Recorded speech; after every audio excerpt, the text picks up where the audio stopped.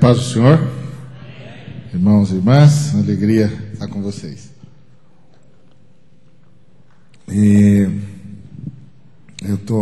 Eu pensei que era presente para mim, não.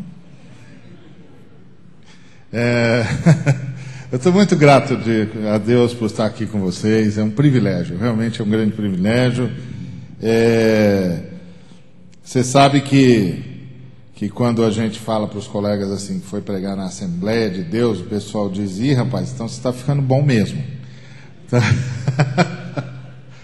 Porque Deus deu tanto para a Assembleia de Deus que a Assembleia de Deus, se lembrar de algum irmão que está fora da Assembleia de Deus, é porque nós ficamos bom mesmo. Eu já falo, então Deus é Deus, agora eu vou fazer festa. Então é um privilégio muito grande estar com vocês, realmente uma alegria que lota o coração da gente. E ainda ouvindo essas músicas do pastor Serafim, então, eu estou saindo daqui apaixonado por essa visão missionária. Já levei um CD dele lá, vou ouvir até gastar.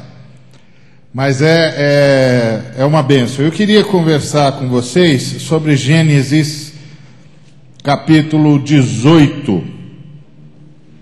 Gênesis capítulo 18, queria falar sobre a nossa chamada, como a nossa chamada é como a chamada de Abraão, chamada missionária de Abraão. E qual é o nosso papel nisso? E nós temos um papel importantíssimo. Lá no capítulo 18 do Gênesis, lendo a partir do versículo 16. Gênesis 18, versículo 16. Tendo-se levantado dali, aqueles homens olharam para Sodoma, e Abraão ia com eles para os encaminhar. Disse o Senhor: ocultarei a Abraão o que eu estou para fazer? Visto que Abraão certamente virá a ser uma grande e poderosa nação, e nele serão benditas todas as nações da terra. Porque eu o escolhi para que ordene a seus filhos e a sua casa depois dele, a fim de que guardem o caminho do Senhor e pratiquem a justiça e o juízo, para que o Senhor faça vir sobre Abraão o que tem falado a seu respeito. Disse mais o Senhor: com efeito, o clamor de Sodoma e Gomorra tem se multiplicado e o seu pecado se tem agravado muito. Descerei e verei se, de fato, o que tem praticado corresponde a esse clamor que é vindo até mim. E, se assim não é, sabê-lo-ei. Pai querido, muito obrigado por tua misericórdia para conosco. Obrigado que o Senhor nos reuniu aqui nessa noite, ou melhor, nessa tarde. E quando o Senhor nos reúne é porque o Senhor quer falar com a gente. E tudo que nós pedimos é que tu fales. Ainda mais, já nos falaste, fala ainda mais, Senhor, por amor ao teu santo nome. É o que nós rogamos em nome de Cristo Jesus. Amém. Bom, essa é uma cena que todos nós conhecemos, todo mundo sabe de Sodoma e Gomorra, todo mundo sabe que ela foi destruída, todo mundo sabe da oração de Abraão, todo mundo sabe que o Senhor chamou Abraão e contou para ele o que estava para acontecer, e isso provocou em Abraão a intercessão, e Abraão começou com 50 justos e parou em 10. Então nós sabemos tudo isso. Agora eu queria chamar a atenção dos irmãos e irmãs para esse diálogo que nós acabamos de ler entre o Senhor nosso Deus e Abraão, nosso patriarca. Abraão é nosso patriarca, né? Todos nós nos consideramos filhos de Abraão. Aliás, tem muita gente que se considera filhos de Abraão, né? Hoje, se houvesse uma propaganda em todos os jornais do mundo, dizendo que todos os filhos de Abraão se reúnam no dia 30 de setembro de 2006, não ia ter lugar na terra para os que se julgam filhos de Abraão se reunirem. Porque cerca de 3 bilhões de seres humanos se julgam filhos de Abraão. É muita gente, hein? Os cristãos todos se julgam filhos de Abraão. Os judeus se julgam filhos de Abraão. Os muçulmanos se julgam filhos de Abraão. Então, se hoje houvesse um edito no mundo todo dizendo: vamos reunir os filhos de Abraão para conversar, não tinha lugar na terra para juntar tanta gente.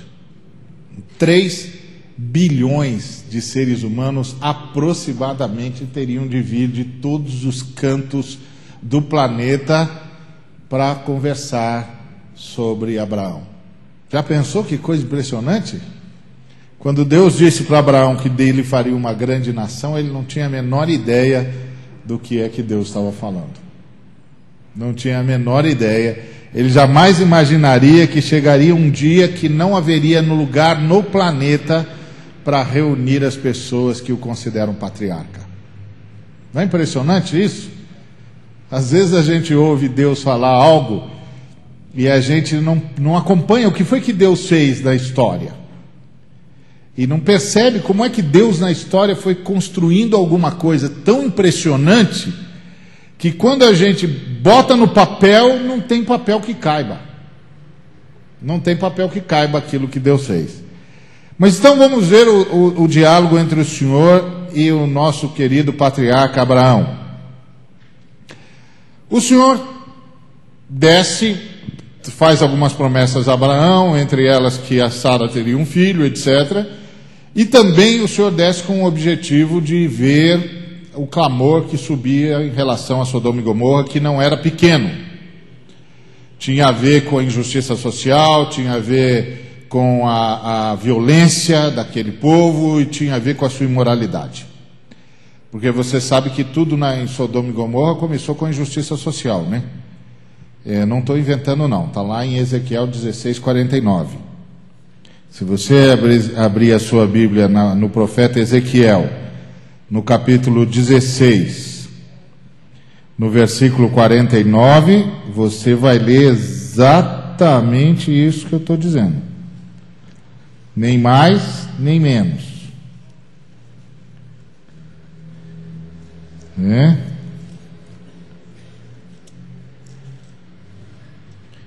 Então, aqui se você abrir Ezequiel 16, você lê agora o versículo de número 49, o que você leu?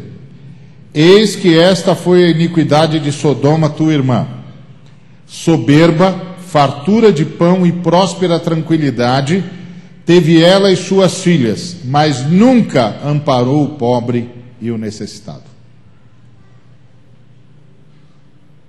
Está vendo? Tudo em Sodoma começou com injustiça social. Quando você pensa no Brasil, isso lembra para você alguma coisa? Não. Então você pode imaginar em que país, que risco que o Brasil está correndo. Porque a gente esquece que Deus também tem um juízo na história. Deus não tem só o juízo final, não. Deus tem um juízo na história. A gente é que se esquece, mas Deus tem juízo na história também, não é só juízo final, não. Deus não deixa para ser juízo só no último dia, Ele também tem juízo na história. Algumas nações não sobrevivem. Então Sodoma foi uma dessas que não sobreviveu por causa da injustiça social. Começou com a injustiça social e desandou na imoralidade. Então, aí o Senhor está conversando com Abraão sobre isso, sobre a situação grave. O Senhor está lá para ver essa situação grave de Sodoma e Gomorra. Aí ele começa a conversar com Abraão. O que ele diz? Ocultarei a Abraão o que estou para fazer? Então ele está dizendo que ele tem algo e que ele não vai esconder do seu patriarca. Afinal de contas, Abraão é o único ser humano na face da terra, naquela altura, que tem esse nível de intimidade com Deus. Não é extraordinário? Porque você tem sempre de lembrar o seguinte, que hoje você sabe sobre Deus muito mais do que Moisés sabia.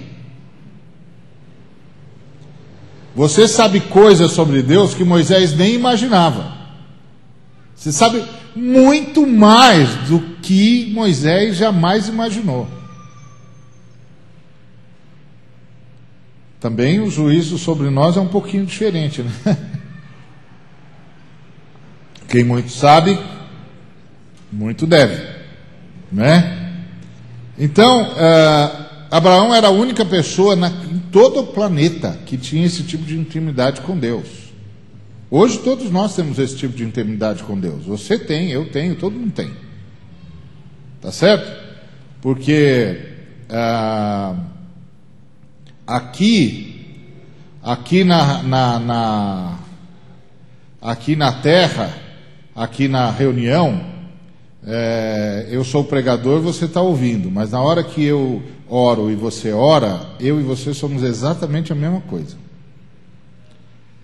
Deus para ouvir você do mesmo jeito que para me ouvir. A diferença aí é quem de nós está orando. Às vezes eu não estou orando e você está orando, às vezes você não está orando e eu estou orando. Quer dizer, você está falando com Deus, mas não está orando. E às vezes eu estou falando com Deus e não estou orando. Porque também tem isso, né? Lembra daquele fariseu que disse: graças te dou ao Pai, porque eu não sou como esse publicano? O que foi que Jesus disse sobre ele? Disse o fariseu de si para consigo mesmo: graças te dou ao Pai. Ele pensou que estava orando, mas não estava orando. Tem gente que às vezes pensa que está orando e não está orando. Eu me lembro de um pastor chamado Davi Gomes, um pastor batista. Ele teve um programa na rádio Transmundial que era ensino da Bíblia. Ele era muito bom. Já, como diz o pastor Serafim, já foi para o andar de cima. O Senhor já o promoveu. E ele era bom homem de Deus, homem sério e tal. E uma vez uma irmã chegou para ele e falou assim: pastor, ora por mim. E ele disse assim: tá bom, nós vamos combinar o seguinte: primeiro a irmã ora pela irmã, depois eu oro pela irmã. Aí a irmã falou: tá bom. Então a irmã fez a primeira oração. Quando a irmã terminou de fazer a oração, o pastor estava em silêncio ele continuou. Aí aquele negócio constrangedor, meio chato, a irmã não sabia se falava com o pastor, se não falava, criou coragem e falou: pastor, o senhor não vai orar? Aí o pastor disse: irmão, o que foi que nós combinamos? Que primeiro a irmã orava pela irmã, depois eu orava. A irmã falou: tá bom. Então a irmã orou de novo. Aí terminou a oração, o pastor em silêncio estava, em silêncio continuou. Aí aquele negócio, aquele silêncio, aquele constrangimento. A irmã tomou coragem de novo e falou: pastor, o senhor não vai orar por mim? Aí o pastor disse: irmã, nós combinamos uma coisa: primeiro a irmã ora pela irmã, depois eu oro. Aí a irmã, já constrangida, orou, mas dessa vez ela abriu o coração e orou mesmo, rasgou a alma diante de Deus. Aí quando ela terminou de orar, ele falou: tá vendo, irmã, agora eu não preciso mais orar pela irmã. Então, na hora da oração todo mundo é igual, a diferença é que uns oram, outros não oram. Uns só falam, mas não oram. Outros não, outros oram. Outros, quando entram na presença de Deus, entram na presença de Deus mesmo. E outros ficam recitando coisa para Deus. Então, a questão é que diante de Deus, na oração, é todo mundo absolutamente igual. Absolutamente igual. E aliás, às vezes, quem a gente pensa que não está nem contando é quem realmente conta. Não sei se vocês sabem da história que aconteceu numa das ilhas britânicas. Um grande avivamento aconteceu numa ilha britânica. Lá, uma daquelas ilhas lá sob domínio da Inglaterra. E de repente o avivamento parou. Era uma ilhazinha. Aí todos os pastores da cidade, da ilha, se reuniram para saber o que tinha acontecido, que o avivamento parou. E aí ninguém descobria, eles resolveram reunir todas as igrejas da ilha. Aí reuniram todas as igrejas da ilha e perguntaram para todos os irmãos: o avivamento estava vindo muito bem e parou. E nós precisamos saber o que aconteceu, se alguém pecou. Fala que é para a gente resolver isso, para saber por que parou. E ninguém sabia. Aí um irmãozinho já idoso, que sentava lá no último banco, que ninguém já nem notava mais, depois que ninguém sabia mais o que dizer sobre a parada do avivamento, ele falou: olha, eu tenho um negócio para dizer, mas eu nem tenho coragem de dizer. E o pastor que estava dirigindo falou: não, fala, meu irmão, fala, nós estamos precisando de uma luz aqui, fala. Aí ele disse: sabe o que é, pastor? Antes do avivamento começar, uns 6 anos antes, eu passava toda noite de sexta para sábado em jejum e oração pelo avivamento. Quando o avivamento começou, eu ainda continuei. E aí, um dia eu falei: já tem um avivamento aí. Aí eu parei. E no dia que eu parei, foi também o dia que o avivamento parou. Então estava aquele avivamento enorme, pregadores de tudo quanto é tipo pregando, grandes pregadores, mas Deus estava fazendo o avivamento porque um irmão que ninguém nem lembrava mais dele se ajoelhava durante 6 anos, de sexta para sábado, em jejum, e dizia: Deus, tem piedade dessa ilha e vem visitar a gente. Cuidado com as aparências. Você não sabe o que é que Deus está vendo e a quem Deus está ouvindo. Cuidado com as aparências, porque Deus não vê como o homem vê. E não se impressiona com nada dessas coisas que nós gostamos. Deus não se impressiona conosco. Pode ficar tranquilo. Deus não se impressiona comigo nem com ninguém. Deus vê e ouve o que eu não tenho a menor ideia do que seja. Eu só agradeço que Ele ainda está ouvindo. Não se iluda com as aparências. Elas não dizem nada. Elas não dizem absolutamente nada. Então Abraão era um desses nômades que não tinha aparência nenhuma. Mas era com ele que Deus falava. Era com ele que Deus falava. E aí Deus diz uma coisa para Abraão interessante. Ele diz assim, ele faz uma pergunta: será que eu vou ocultar de Abraão o que eu estou para fazer? Bom, essa é uma pergunta que Deus faz para ele mesmo, né? Porque quem é que pode responder uma pergunta dessa para Deus? Ele fez a pergunta para ele mesmo. Agora, a pergunta que a gente pode fazer para Deus quando a gente ouve isso é: mas, Senhor, por que o Senhor ia contar para Abraão? Afinal de contas, quem é Abraão? Abraão é um nômade. Errante, sozinho, ele e a mulher. E o que ele conseguiu aí juntar nesses anos todos andando pelo deserto. Se você chegasse lá no deserto e perguntasse para qualquer pessoa: você já ouviu falar de Abraão? É um doido aí que anda ele e a mulher para cima e para baixo. Porque o que Deus pediu para Abraão era uma coisa que só um louco faria. Porque aquele era um povo nômade. E aí é o seguinte: a única segurança que Abraão tinha era ficar dentro do clã dele. Porque se ele tivesse desgarrado do clã dele, o primeiro grupo nômade que o encontrasse transformava ele em escravo. Se não matasse logo para ficar com a mulher dele. Por isso que ele ficou com tanto medo lá no Egito. Era uma loucura fazer aquilo. Eu posso imaginar o Abraão chegando no clã dele, dizendo assim: pai, eu vou embora. Como vai embora? Hoje aqui, né, na nossa época, o filho pode chegar para o pai e dizer: pai, eu vou embora. Naquela época não. Naquela época não. A família, não. Na África, antes dos europeus chegarem, também não fazia isso. Não é isso, pastor? Família é família, é clã, você está no clã, onde o clã for, você vai. Onde a família for, você vai. Se a família vai para o norte, você vai para o norte. Se a família vai para o sul, você vai para o sul. Como onde eu vou embora? Vou embora da onde, meu filho? Não tem lugar para ir fora da família. Esse é um conceito que a gente nem tem direito mais hoje. Mas na cabeça daquele povo, não tem lugar para você ir fora da família. Fora da família, embora para onde?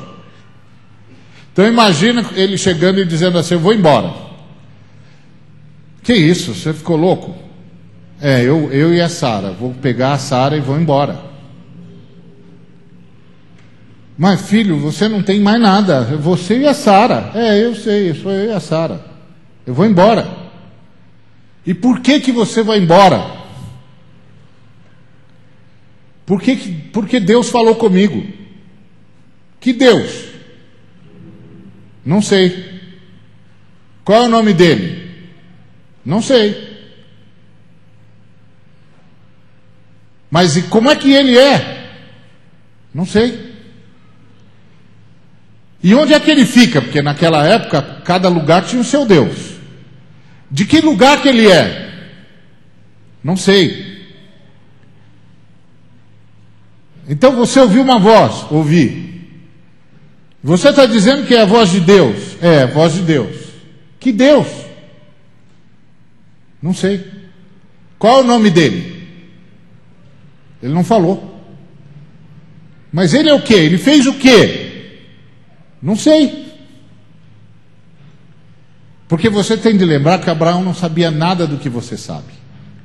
Você sabe que Deus criou todas as coisas pelo poder da sua palavra. Abraão não sabia.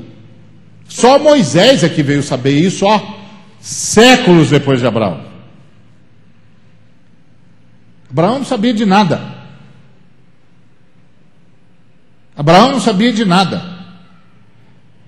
E aí o povo dizendo para ele, mas qual é o nome dele? Não sei. Ele se parece com o quê? Não sei, com nada, eu acho. Eu não vi nada. E o que ele disse para você? Ele disse para eu sair da casa do meu pai, da minha parentela e ir embora. Embora para onde? Não sei. Como não sabe? Você vai sair daqui e não sabe para onde vai? O irmão estava falando aqui de planejamento, né? Que precisa fazer. Mas Abraão não fez. E funcionou. E funcionou. E funcionou. Porque nós, principalmente os que criticam, esqueceram que o sucesso de alguma coisa não é o quanto você organizou, mas o quanto Deus disse, eu estou nisso aí. Eu estou nisso aí. Então isso vai acontecer porque eu estou nesse negócio. Nós esquecemos disso. Nossa memória fraca, né? Nossa uma memória horrível. Então imagina o Abraão dizendo, então você vai para onde, meu filho? Não sei. Vou para uma terra. Que terra? Não sei, ele vai mostrar. Quando? Sei lá. Isso quer dizer que a hora que você sair da tenda, que você despedir todo mundo, pegar a sua mulher, quando você sair da tenda, você não sabe nem se deve olhar para o norte, para o sul, para o leste ou para o oeste? Não sei. E você vai embora? Vou. Por quê? Porque ele mandou.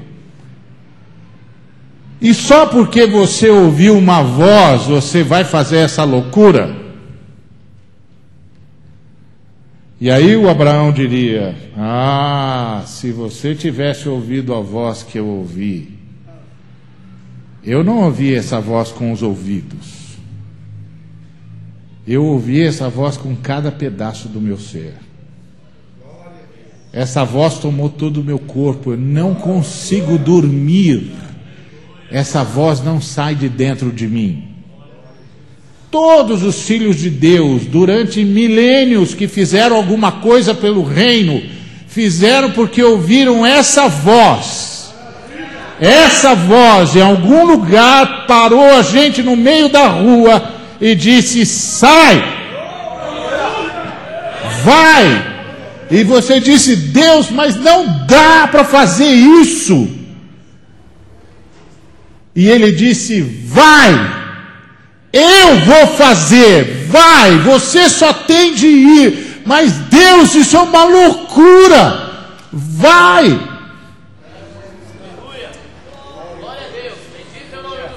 Foi isso é Abraão. Abraão é o sujeito que ouviu a voz.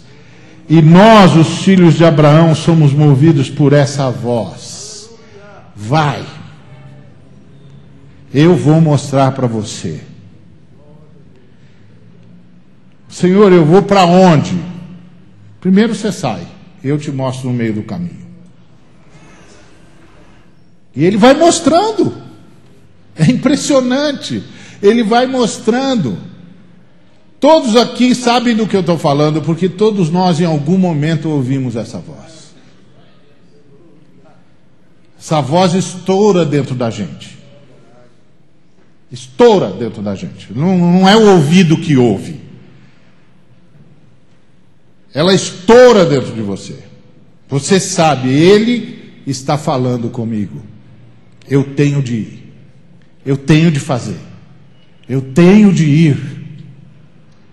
Porque Ele está mandando.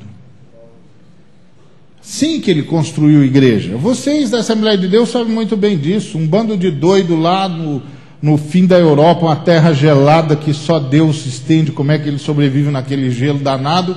De repente roda um mapa e Deus diz: vai para tal lugar aqui, ó. Nem sabia onde é que era o Brasil. Foi parar em Belém do Pará. Vai fazer o que lá naquele fim de mundo do Brasil? Que língua que fala lá? Sei lá que língua que fala lá. Só vai. É assim que Deus faz as coisas. Missão é assim que se faz. Os missionários são aqueles que ouviram essa voz. Vai. Então Deus diz: eu vou deixar de falar com esse moço sobre o que é que eu vou fazer, porque também você tem de lembrar o seguinte: Deus fala com quem ouve a voz dele, né? Deus fala com quem ouve a voz dele. Tá certo? Vocês viram, teve uma reportagem agora na Veja sobre o pastor. O pastor é show, né? Horrível. Eles tinham me convidado. Eu era um dos pastores que ia ser entrevistado lá. Eles me convidaram e eu disse: não vou não. Não vou dar entrevista não. Não, pastor, não. Não vou não. Vocês nem levam a gente a sério. Agora você vem contando história para mim? Não, eu não vou. Não, mas os meus colegas são os meus colegas. Eles fazem o que eles quiserem fazer. Eu não vou não. Quando vocês quiserem falar sério sobre a igreja, vocês sabem onde eu estou. Quando vocês quiserem fazer bobagem, não conta comigo. Então, Deus fala com quem ouve a sua voz. Não com quem ouve a voz da fama, a voz da propaganda fácil. Deus fala com quem ouve a sua voz, que sabe o que significa essa voz estourando dentro da gente e fazendo cada pedaço do corpo da gente vibrar. Vai. Então Deus disse: vou deixar de falar alguma coisa para o Abraão? Não vou. Mas por que o Senhor vai falar com Abraão? Porque esse é esse homem. E ele vai ser uma grande e poderosa nação. Opa, isso aqui é uma profecia, hein? Ele vai ser uma grande e poderosa nação. Então está profetizado, não está? Está profetizado. Uma grande e poderosa nação. E mais, nele serão benditas todas as nações da terra. Então está profetizado. E aí o versículo 19 não faz o menor sentido. Por quê? Olha lá o que está no versículo 19. Exatamente. Eu escolhi para quê? Para que ordene a seus filhos e a sua casa depois dele, a fim de que guardem o caminho do Senhor e pratiquem a justiça e juízo, para que o Senhor faça vir sobre Abraão tudo o que tem falado a seu respeito. Por que esse texto não faz sentido? Ora, porque o Ariovaldo é um herege, né? Só um herege falaria uma bobagem dessa. Por que ele não faz sentido aparentemente? Porque o Senhor já não disse que ele vai ser uma grande e poderosa nação? Disse ou não disse? Já não disse que nele serão benditas todas as famílias da terra? Disse ou não disse? Então por que ele tem de ordenar os seus filhos e a sua casa depois dele, para eles praticarem a justiça e o juízo, para que o Senhor possa fazer vir sobre Abraão tudo o que ele tem falado a seu respeito? Por quê? O Senhor já não disse que ele vai ser uma grande e poderosa nação? O Senhor já não disse que nele serão benditas todas as famílias da terra? Por que os filhos dele têm de ser obedientes para Deus poder fazer o que disse que ia fazer? Deus já não disse que ia fazer? E agora?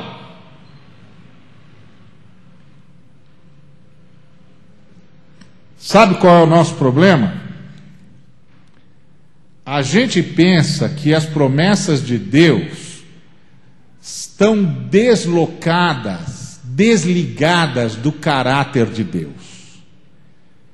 O que Deus está dizendo é o seguinte: eu decidi que vou fazer de Abraão uma grande e poderosa nação. Por isso, Abraão, você tem de fazer os seus filhos andarem nos meus caminhos e guardarem os meus mandamentos.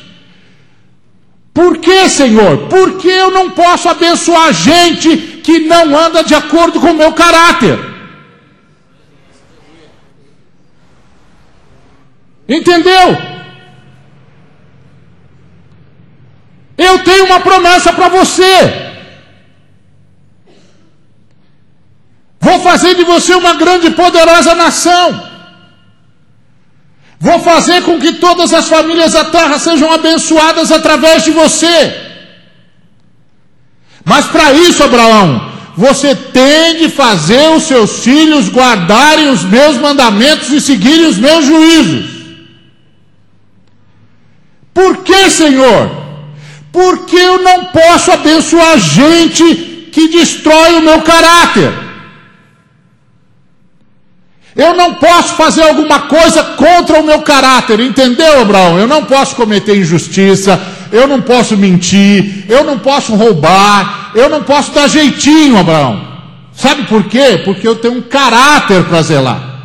Eu tenho caráter, Abraão. Eu sou um Deus justo, sou um Deus verdadeiro. A minha palavra não volta vazia. O que eu disse que eu vou fazer, eu vou fazer. Eu não minto, Abraão, entendeu? Então eu não vou poder abençoar o seu povo se o seu povo não andar nos meus caminhos. E se o seu povo não andar nos meus caminhos, Abraão, eu vou ter de fazer o seu povo voltar para os meus caminhos, doa o que doer. Por isso que Israel enfrentou tanto cativeiro. Por que você acha que Israel enfrentou tanto cativeiro? Porque Deus disse: eu vou cumprir o que eu disse para Abraão, então esse povo vai andar na linha. Senão não posso cumprir o que eu falei para ele. Então, irmãos, qual é o meu papel e o seu papel para que Deus possa cumprir a sua promessa de abençoar todas as famílias da terra? Eu e você temos de guardar os juízos e os mandamentos do Senhor E isso significa que nós temos de ser obedientes no dia a dia e no envio missionário. Se eu e você não fizermos a nossa parte, Deus não pode nos abençoar. Então, como Ele não vai negar a sua palavra, Ele vai fazer a gente sentir no lombo a dor para voltar a fazer o que devíamos ter feito por amor. Entendeu? Então não precisa passar por isso, viu, irmão? Não precisa passar por isso, irmã. É só a gente obedecer.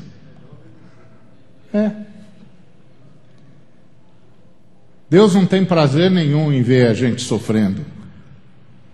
A gente só obedece e tá bom.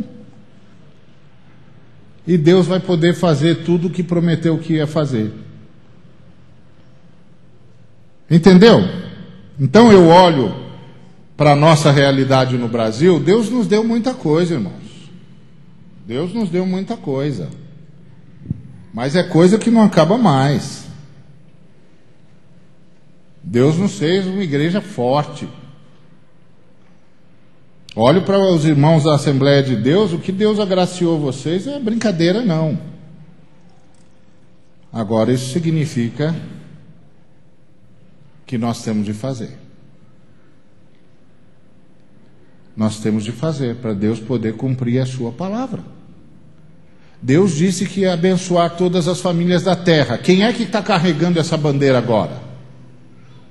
Eu e você.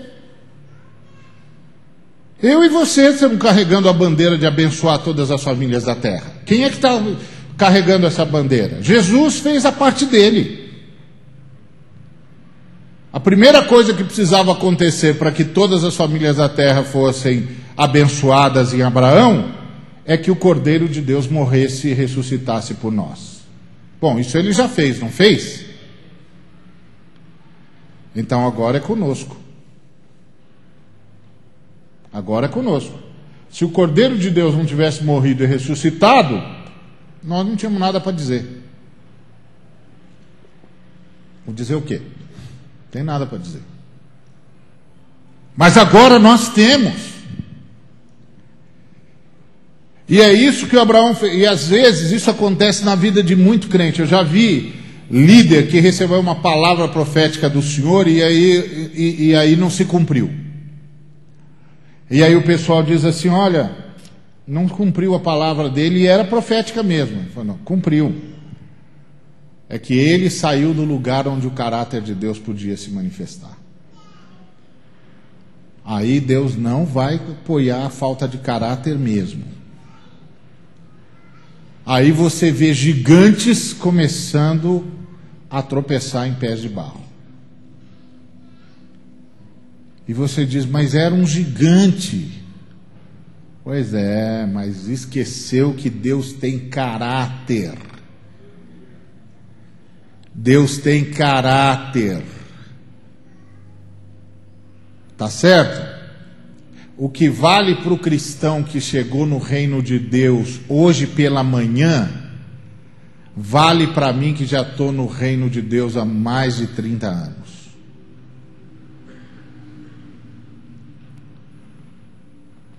Não mudou nada. E pior, o fato de eu já ter andado com Deus quase 40 anos me torna mais responsável ainda.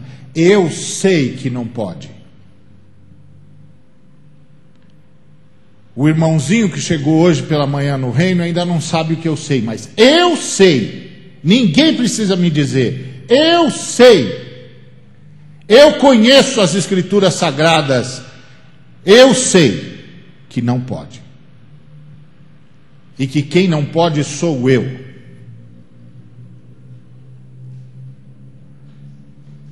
E quanto mais eu sei, menos eu posso.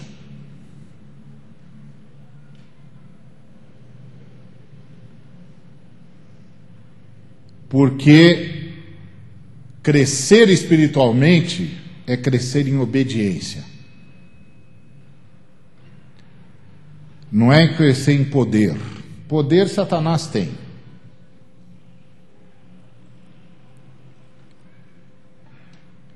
Crescer é crescer em obediência. Eu sei, eu li nas Escrituras. Eu li, está escrito lá. Ninguém precisa me dizer. Então, qual é o nosso papel? Obedecer. Por quê? Porque Deus quer abençoar todas as famílias da terra. E agora, a promessa que Deus fez para Abraão está na minha e na sua mão. Eu ordenei, olha o que ele disse para Abraão: porque eu escolhi para que ordene a seus filhos e a sua casa depois dele, a fim de que guardem o caminho do Senhor e pratiquem a justiça e o juízo. Para quê, Senhor? Para que o Senhor faça vir sobre Abraão o que tem falado a seu respeito. Você já tinha parado para pensar que parte do que Deus prometeu para Abraão depende de você?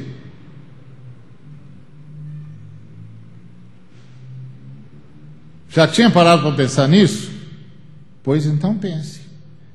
Parte do que Deus prometeu a Abraão depende de você. Você tem participação nesse negócio. Depende de você. Porque eu e você, como é que diz o texto? Porque eu escolhi para que ordene aos seus filhos. Você não é filho de Abraão? Sim ou não?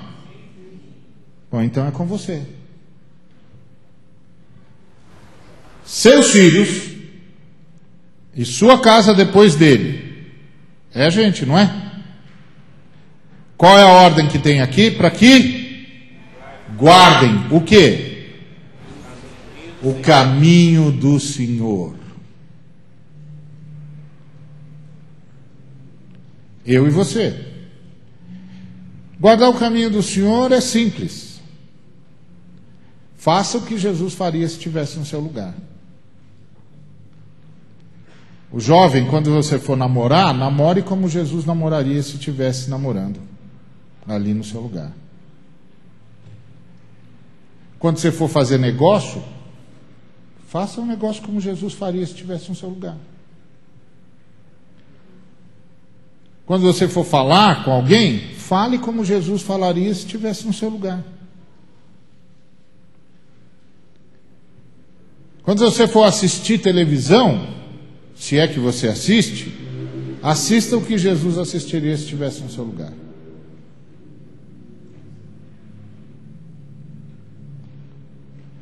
Quando você for ler revista ou livro, leia o que Jesus leria se estivesse no seu lugar. É simples, não é tão difícil assim não. Quando você estiver no ônibus, no carro, na rua, pense, fale o que Jesus pensaria e falaria se estivesse no seu lugar.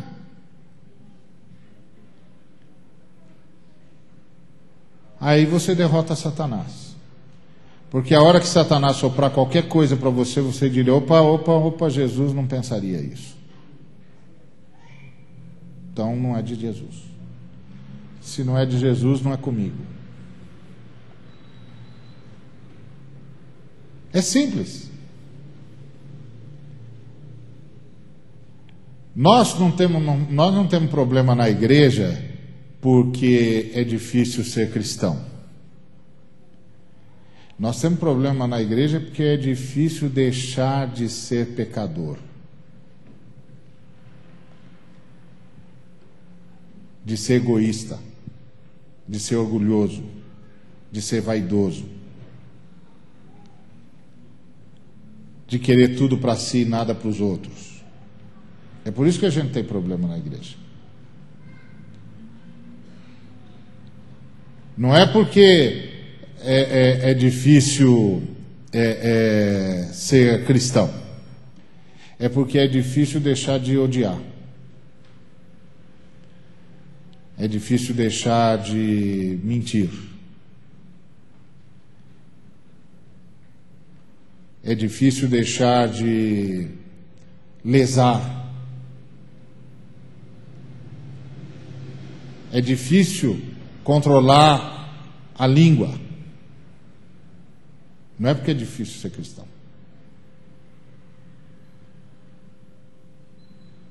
Eu lembro de um irmão que falou para mim: não, estou brigando por causa de Deus. Eu falei: que isso, irmão, ninguém briga por causa de Deus. Por causa de Deus a gente perdoa, por causa de Deus a gente abraça, por causa de Deus a gente dá uma nova chance para as pessoas. Quando a gente briga é por nossa causa mesmo. A gente briga pelas coisas que a gente quer para nós, ou que a gente acha que é nosso. Ou pelo jeito que a gente acha que devia ser. Por Deus ninguém briga não, irmão. Por Deus a gente perdoa. Por Deus a gente começa de novo. Por Deus a gente abraça. Por Deus a gente ora pelo outro e abençoa. Tem uma inversão de valores no nosso meio. É uma inversão de valores no nosso meio. Então aí a gente não guarda mais o caminho do Senhor. Porque a gente acha que o caminho do Senhor é muito difícil. Não, não é não. Não é não. Difícil é largar o nosso caminho. Não é andar no caminho do Senhor. Porque eu não largo o meu caminho, porque eu gosto que me enrosco de ver todo mundo fazendo tudo que eu quero. Aí eu não largo o meu caminho para andar no caminho do Senhor. O caminho do Senhor é o caminho de lavar o pé do outro. Eu quero o caminho de mandar o outro lavar o meu pé. Entendeu? Eu quero o caminho de dizer para o cara: você sabe com quem você está falando? Pode lavar o meu pé, rapaz.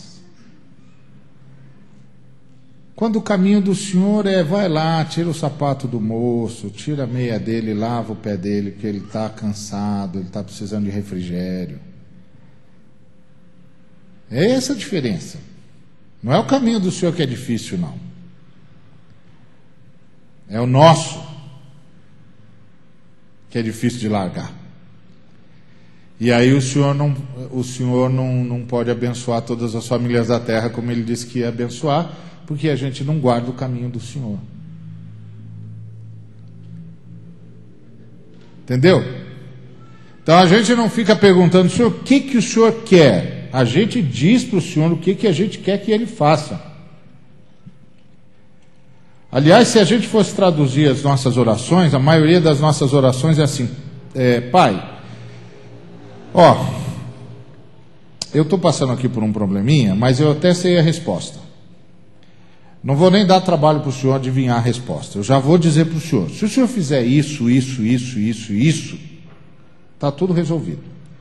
Eu só estou dando dor de cabeça para o Senhor porque eu não tenho poder. Se eu tivesse poder, eu já resolvia. Eu já resolvia. Nem precisava falar com o Senhor porque eu já sei a resposta. Então a gente não tem mais a oração de Paulo. A oração de Paulo é: Senhor, o que queres que eu faça?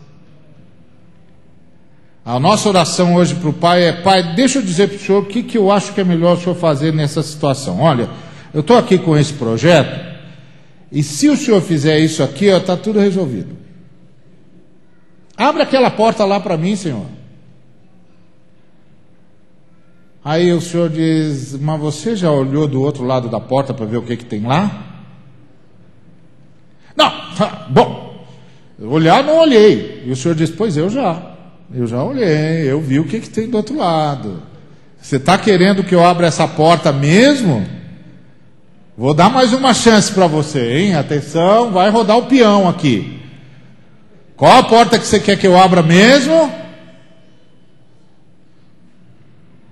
Tem certeza que é essa? Eu vou abrir, hein? Depois você não reclama, não diz que eu atendi, que eu não atendo oração, hein? Você sabe o que tem do outro lado da porta? Você não sabe, então deixa ele decidir. Deixa ele decidir. Senhor, o que o Senhor quer fazer? O que o Senhor quer fazer? É a mesma coisa com cura. Eu já vi, como eu disse hoje de manhã, já vi Deus curar muita gente. Já vi.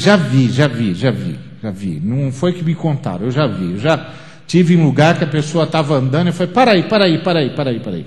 Pode parar. Aí a pessoa parou, eu falei, irmãos, vem cá, o senhor vai curar essa pessoa aqui agora, vamos pôr as mãos aqui, nós vamos ordenar a cura agora. Pá! Tá feito, irmão, pode ir. E aí, à noite, a irmã corre para lá, corre para cá. Tem mais nada não, irmã? Não tem mais nada não. Por quê? Porque o Senhor deu uma palavra. Em compensação, já tive outra situação que eu cheguei e a pessoa disse, pastor, eu falei, olha, Deus não me deu nenhuma palavra. Não vou fazer isso, Deus não me deu palavra. O que eu posso fazer? Ele não me deu palavra. A palavra que Ele me deu é de consolo. Eu vou consolar vocês porque Ele não me deu nenhuma outra palavra. Mas não, alguém cismou que fé é uma varinha de condão que você faz assim e tudo acontece. Fé é um presente de Deus. É convicção das coisas que não se veem. É certeza de coisas que se esperam. E convicção de fatos que não se veem. Convicção é uma coisa que vai para dentro do seu coração. Do seu coração. Na sua comunhão com Deus, Deus diz para você, vai lá e faz. Ou diz para você, vai lá e consola, porque eu estou levando mesmo.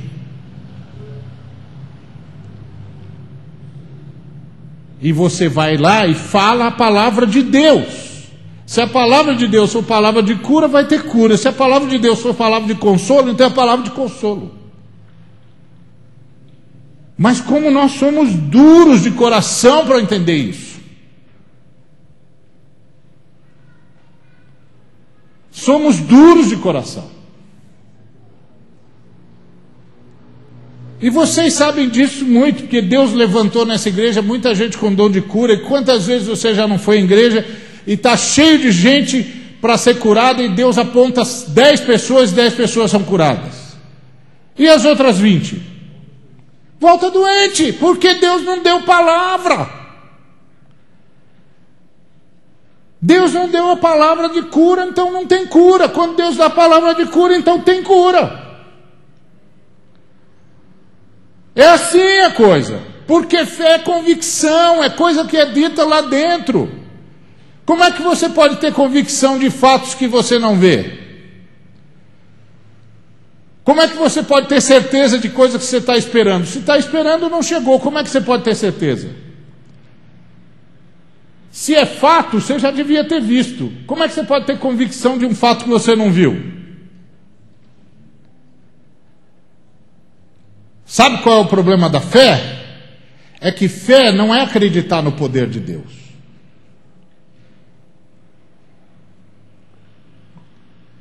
Sabe, acreditar no poder de Deus é óbvio. Claro que Deus tem poder. Ele é Deus. Se Ele não tivesse poder, não seria Deus. Fé é acreditar no caráter de Deus. Sabe por que eu sei que vai fazer que os fatos que eu não estou vendo estão lá? Porque Deus disse. Sabe por que vocês têm certeza das coisas que você espera e ainda não chegou, mas que você sabe que vai chegar? Porque Deus disse. A gente acredita no que Deus disse. É assim que a gente crê. Deus disse.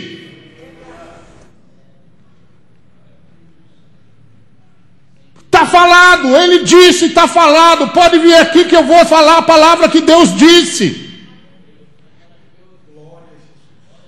Isso é que é fé. Você não viu Jesus multiplicando 5 pães e 2 peixes?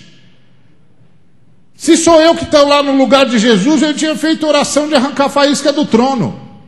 Deus Todo-Poderoso, o Senhor tem de fazer um grande milagre, porque estou aqui com 5 pães, 2 peixes e mais de 5.000 homens e mulheres e crianças, e o Senhor não pode envergonhar o teu servo, não pode envergonhar o teu nome, o Senhor tem de fazer alguma coisa, porque o Senhor é poderoso. E os arcanjos já tocam uns trombetes e diz: vamos, porque tem um pregador botando Deus numa fria lá embaixo. Não é? O que foi que Jesus Cristo fez? Agradeceu, partiu o pão e distribuiu. Sabe por quê? Porque Jesus tinha fé. E é como se ele estivesse dizendo: eu conheço meu Pai. Se o que o meu Pai mandou foram 5 pães e 2 peixes, é porque com 5 pães e 2 peixes nós vamos fazer uma festa. É assim que é fé. Vamos fazer uma festa. Porque o problema nosso, uma vez um irmão chegou para mim e falou assim: rapaz, estou querendo fazer um projeto para casais. Eu falei: oh, maravilha, isso é um grande projeto, precisa mesmo. Eu falei: mas vai custar R$1 milhão. Eu falei: e daí? Falou: R$1 milhão. Eu falei: sei, e daí? Ele falou: não, mas você não acha que eu devo me preocupar com R$1 milhão? Eu falei: não. E por que não? Por que não? Por que você vai se preocupar com R$1 milhão? O que é R$1 milhão? R$1 milhão não é nada. Ele falou: então com o que eu devo me preocupar? Com se Deus quer que você faça isso ou não. Porque se Deus quiser que você faça isso, meu amigo, R$1 milhão e R$1 não é nada. Se Deus não quiser que você faça isso, aí você vai bater a cabeça no poste. Você só tem de saber uma coisa: Deus, o Senhor quer que faça isso aqui mesmo? Quero.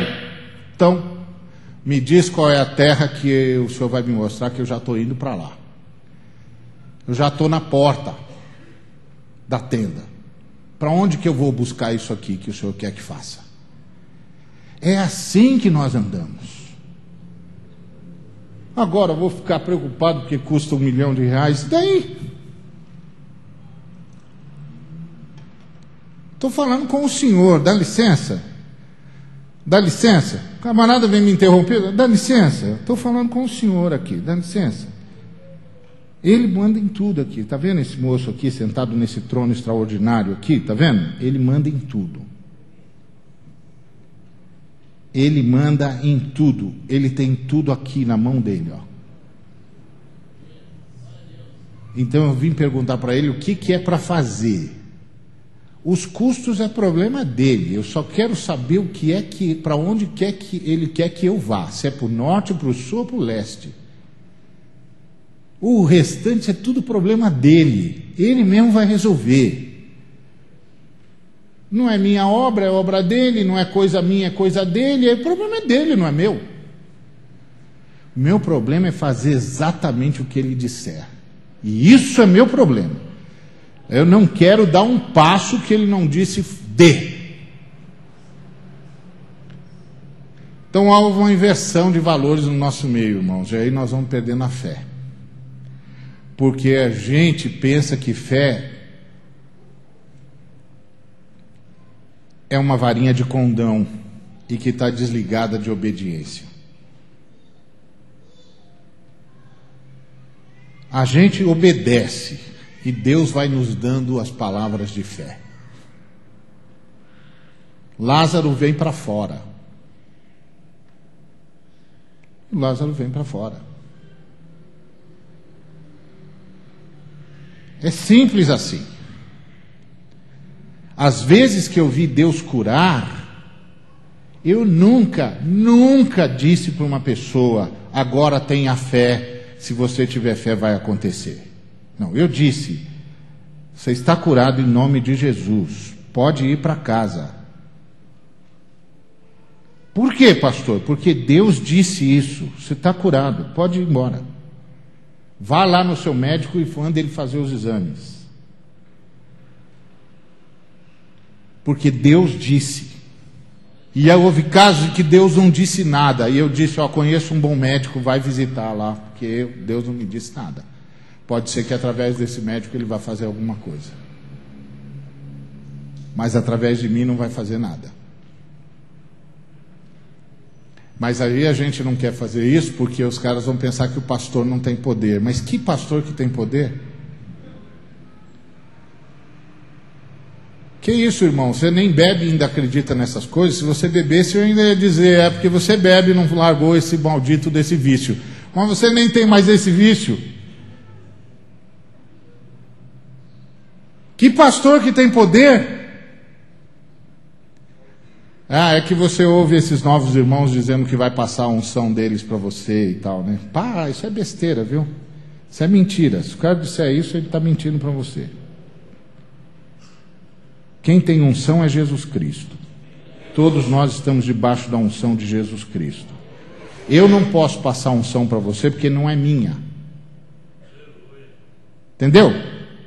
Eu até já quis ter uma igreja para mim.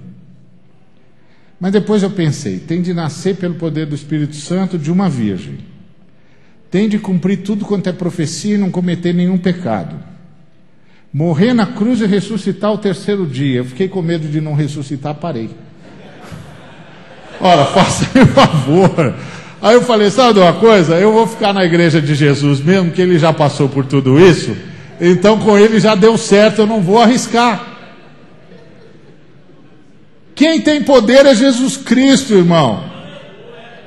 Quem tem poder é Jesus Cristo, irmão. É Ele que distribui unção para quem Ele quiser distribuir. A unção é dele. Ele conquistou lá na cruz a unção para Ele. E agora Ele desfez a unção para todos nós.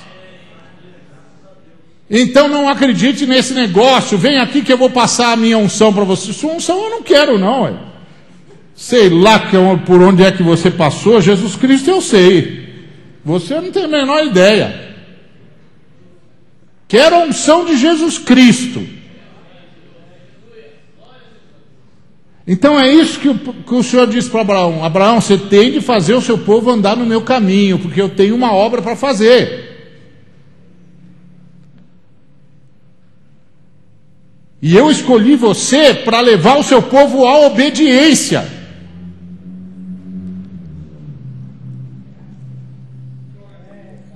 Isso é uma coisa que nós precisamos aprender. Lá na minha igreja eu sempre digo o seguinte, irmão, se você está precisando de psicólogo, não vem falar comigo. Porque eu não sou psicólogo. Eu sou pastor. Então eu não vou ajudar você a se sentir bem consigo mesmo. Eu vou ajudar você a se parecer mais com Jesus Cristo. E eu vou ajudar você a fazer o que Jesus Cristo faria se tivesse da enrascada em que você se meteu. Se é isso que está bom para você, então pode me procurar a qualquer hora do dia, da noite, da madrugada, não faz a menor diferença. Mas lembre-se, eu vou ensinar você a fazer o que Jesus Cristo faria. Eu não estou aqui para você se sentir bem com você. Eu estou aqui para Deus se sentir bem com você. Entendeu?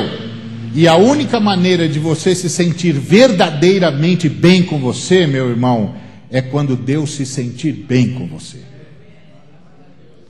Então eu vou ajudar você. Agora não vem com essa história de gente com autocomiseração para eu dizer para você, não, querido, imagina, você já sofreu demais. Não sofreu não, podia ser muito pior. Deus já está te ajudando, você não sabe o quanto.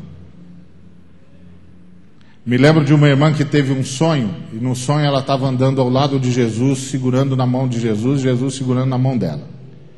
De repente ela caiu num buraco. Aí ela caiu num buraco e disse para Jesus, mas Jesus, o Senhor segurando na minha mão, eu caio num buraco. Aí Jesus disse, minha filha, olha para o lado. Ela olhou e viu um montão de gente com pá e picareta na mão, cavando buraco.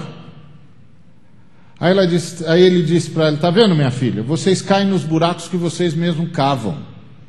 Esse buraco que você caiu foi você que cavou. Se eu não tivesse segurando na sua mão, o buraco engolia você.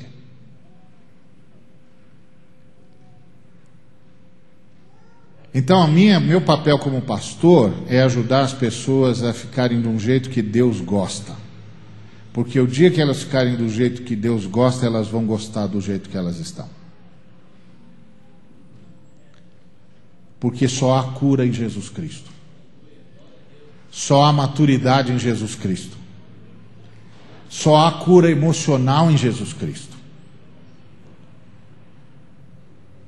Crente que vive reclamando ao invés de ir fazer o que Jesus Cristo faria se estivesse no seu lugar, só se afunda. Vira vítima da sua própria mazela. Nunca cresce. Nunca vira gente como gente deve ser. Porque errou de endereço. Não entendeu que ser gente é ser como Jesus de Nazaré. E que quanto mais você se aproximar de Jesus de Nazaré, mais gente do jeito que gente deve ser você vai ser. E lembre-se, a Bíblia não diz o que é felicidade. A Bíblia diz que tipo de gente que é feliz. E é o tipo que anda nas pegadas de Jesus de Nazaré. Então é isso que o Senhor está dizendo sobre Abraão. Abraão, você recebeu uma ordem de mim. E a sua ordem é fazer o seu povo andar no meu caminho e guardar os meus estatutos. Abraão, se o seu povo andar no meu caminho e guardar os meus estatutos, tudo que eu disse sobre você vai acontecer. E se o meu povo não andar nos seus caminhos e nos seus estatutos, Senhor? Então não vai acontecer. Bom, então a palavra do Senhor vai ser quebrada? Não, não vai. Ué, como? Eu vou fazer o seu povo andar nos meus caminhos.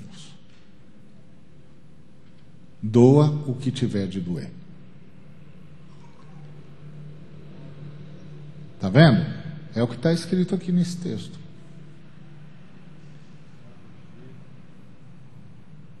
Então, qual é o nosso papel? Qual é o propósito de Deus? O propósito de Deus é que todas as famílias da terra sejam abençoadas por Abraão.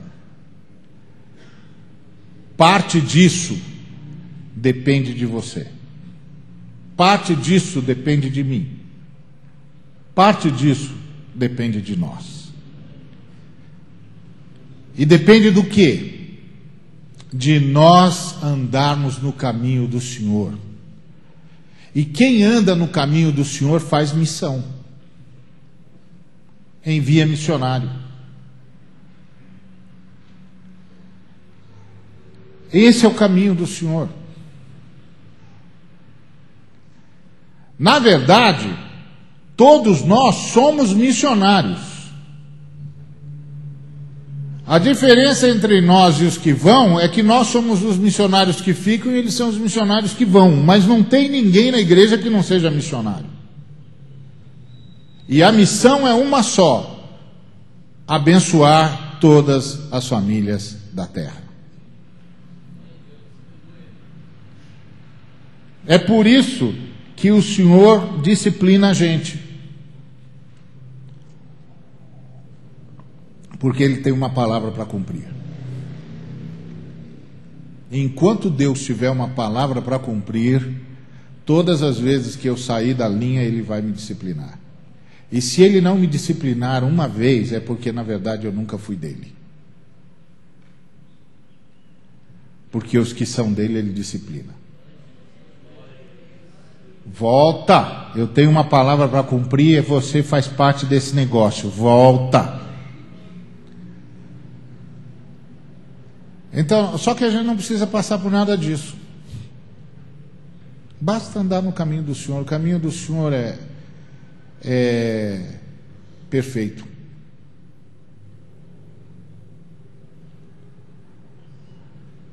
Porque a vontade do Senhor é perfeita. A graça do Senhor é melhor que a vida. Os estatutos do Senhor são mais doces do que o mel.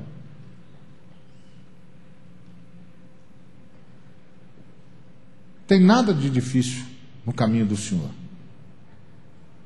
Difícil é sair do nosso caminho.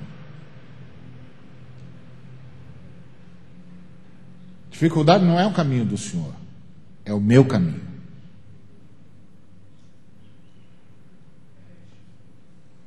Se nós aprendermos isso, irmãos, a igreja muda. Nós mudamos. Começa por mim, eu mudo. Eu vou tratar diferente a minha esposa, vou tratar diferente os meus filhos, vou tratar diferente os meus pais, vou tratar diferente todo mundo. Eu mudo. Eu vou deixar de ser uma pessoa que qualquer um faz qualquer coisa e eu já me sinto ofendido. Ninguém vai mais conseguir me ofender. Porque quando a pessoa chegar para mim, meter o dedo na minha cara e disser, você não vale nada, eu vou dizer, é mesmo. Levou tempo para você descobrir isso. É verdade, eu não valho nada. É isso mesmo. Eu só sou o que sou pela graça de Deus. Pronto. E aí, quando as pessoas quiserem falar alguma coisa de você, elas vão ter de mentir.